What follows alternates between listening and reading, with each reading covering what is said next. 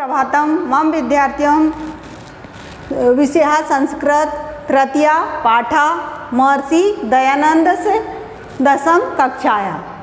आज हम पढ़ेंगे महर्षि दयानंद जी का जीवन परिचय। उस दिन पढ़े थे अपन ने, तो आज अपन उसको पूर्ण करेंगे। महर्षि दयानन्दस्य जन्म गुजरात प्रदेशे ब्राह्मण परिवारे फरवरी मासे द्वादशे दिनाङ्के चतुर्विंश तुष्टनया शान्तमये ईस्वे वर्षे अभवत्। अस्य जन्मस्य मूल शंकरा आसीत्। महर्षि दयानंद का जन्म गुजरात प्रदेश में हुआ था और एक ब्राह्मण परिवार में हुआ था। इनका जन्म फरवरी मास के 1824 ईस्वी में हुआ था। इनका जन्म का नाम मूल शंकर था। जब यह 16 वर्ष के हुए तब इनकी बहन स्वर्गवासी हो गई। जब ये 16 वर्ष के हुए थे तब इनकी बहन स्वर्गवासी हो गई और इसके बाद उनके चाचा भी स्वर्गवासी हो गए। घर पर अन्य लोगों को विलाप करते हुए इन्होंने संसार की अनित्य नश्वरता पर विचार किया और अपने घर को त्याग कर कहाँ चले गए? विदेश चले गए। एक दिन मूल शंकर ने अचानक अपने घर को छोड़कर चले गए। उसके बाद उन्होंने एक देश से दूसरे देश में घूमते रहे और एक दिन नर्मदा तट के पास बैठकर उन्होंने तपस्या की। उस तपस्या में उन्होंने ज्ञान प्राप्त किया। तब यह दयानंद सरस्वती नाम से प्रसिद्ध हुए। तब इनका नाम क्या पड़ा? दयानंद सरस्वती पड़ा। इसके बाद मथुरा जाकर ज्ञान नेत्र वाले स्वामी विरजानंद ने अनेक शास्त्र सीखे। इन्होंने किससे सीखे? विरजानंद से अनेक शास्त्र का ज्ञान भी प्राप्त किया।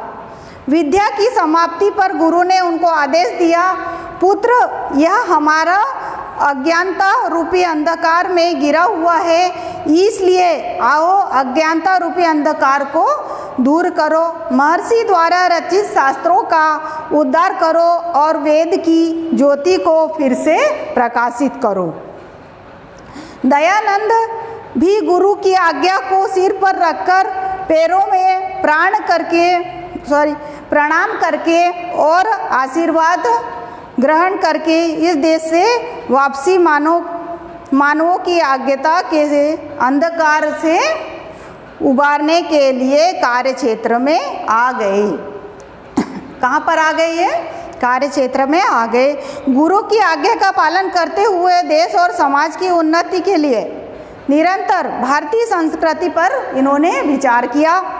आडंबर को दूर करने के लिए और वैदिक धर्म की फिर से स्थापना करने के लिए इन्होंने संपूर्ण देश में भ्रमण किया। क्या किया इन्होंने? पूरे देश का भ्रमण किया।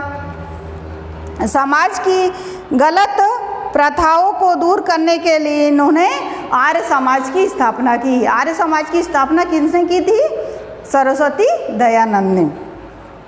महर्षि ने विधवा स्त्रियों, दलित वर्गों और गायों को उद्धार के लिए सदैव प्रयास किया।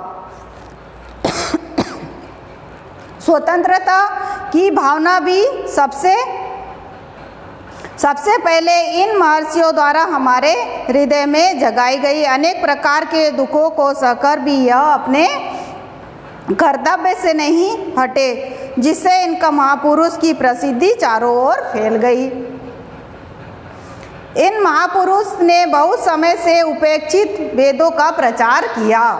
इनका विशेष संदेश था कि लोग वेदों की ओर लौटे। उनका क्या संदेश था? कि लोग वेद की तरफ लौटे, मतलब वेदों का ज्ञान प्राप्त करें।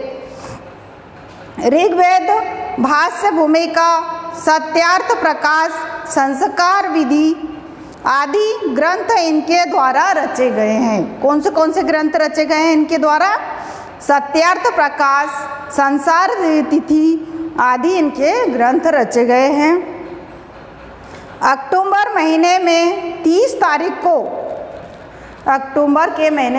तारीख को 1883 ईस्वी में या भौतिक शरीर को छोड़कर यश रूपी शरीर से अमर हो गए।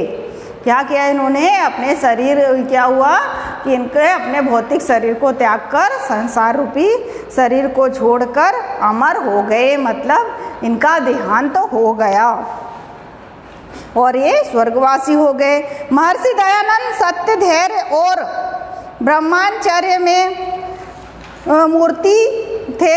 इनका चरित्र सदा भारतीयों के लिए अनुकरण करने योग्य है।